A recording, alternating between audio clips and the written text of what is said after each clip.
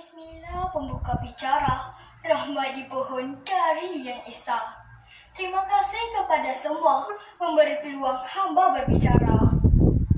Assalamualaikum warahmatullahi wabarakatuh. Tuan Hakim yang bijaksana, para pendengar yang sentiasa ada, dengar cerita darilah hamba, kisah Nabi Yunus yang berwibawa. Wahai teman, ikutilah pengajaran kesungguhan Nabi Yunus dalam perjuangan. Baginda tetap dalam pembelaan, Yang Maha Esa beri perlindungan. Sebelum saya cerita lebih lanjut, marilah kita berkenalan dahulu dengan Nabi Yunus. Kawan-kawan tahu tak nama sebenar Nabi Yunus? Menurut ahli tafsir, Nabi Yunus bernama Yunus bin Matta. Di dalam Al-Quran, nama Nabi Yunus disebut sebanyak 6 kali. Pada usia 30 tahun, baginda diutus menjadi Rasul untuk menyeru penduduk negeri bernama Niwana yang terletak di negara Iraq agar beriman kepada Allah. Firman Allah dalam surah Syafat ayat 139. A'udzubillahi minasyaitonirrajim. Bismillahirrahmanirrahim. Inna Yunusa laminal mursalin. Maksudnya, dan sesungguhnya Nabi Yunus adalah Rasul-Rasul yang kami utus. Bayangkan kawan-kawan, sepanjang 23 tahun berdakwah, hanya 2 orang sahaja yang menerima jawab baginda, iaitu Rubil dan Tanu. Rubil merupakan seorang yang alim dan bijaksana, manakala Tanu pula seorang yang tenang dan sederhana. Nabi Yunus menyeru penduduk kaumnya beriman kepada Allah yang Esa. Kaumnya engkar dan alpa. Akan tetapi baginda tidak berputus asa.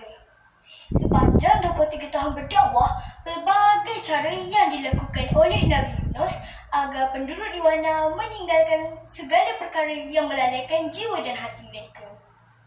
Penduduk Niwana merupakan satu kaum yang keras kepala, menyembah berhala dan suka melakukan kejahatan. Tahukah rakan-rakan, seruan Nabi Yunus kepada penduduk Niwana agar beriman kepada Allah dan tidak lagi menyembah berhala tidak diterima oleh mereka. Mereka tetap dengan agama nenek moyang mereka. Nabi Yunus berasa kecewa, dakwahnya sia-sia. Nabi Yunus membawa diri jauh dari kaumnya. Maka baginda berasa putus asa dan beredar meninggalkan kaumnya yang degil itu dengan mengikut kapal yang bersedia untuk berlayar. Di dalam pelayaran tersebut, lautan bergelora dan ribut telah melanda dengan dahsyat sekali. Untuk mengelakkan daripada kapal tenggelam dan karam, Nahoda memutuskan untuk membuang semua barang ke laut. Akan tetapi, keadaan tetap tidak berubah. Maka beliau mengundi untuk mencampakkan para penumpang pula ke laut tersebut. Telah ditakdirkan, Nabi Yunus terpilih untuk dicampakkan ke laut. Baginda reda dan terus terjun ke laut, lalu ditelan oleh ikan nun.